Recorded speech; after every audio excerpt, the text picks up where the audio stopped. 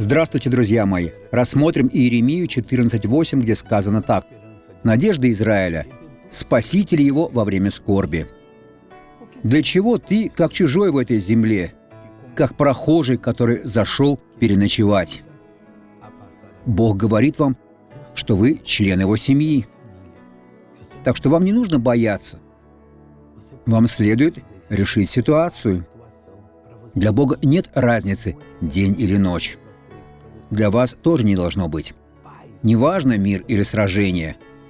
Во время мира славьте Бога. Во время сражения тоже славьте, поскольку вы победите. Перестаньте опускать голову и признавать свое поражение. Бог верит в вас, потому-то Он адресует вам это слово. Примите его, и вы станете благословением. Посмотрите на благословленного человека. Дома я ударилась, и у меня возникли проблемы со спиной. Вы ударились? Да, я упала и сильно ушиблась. Как давно это было? 3 года назад. Вы ударились? Да, я упала и ушиблась. Упали и ушиблись.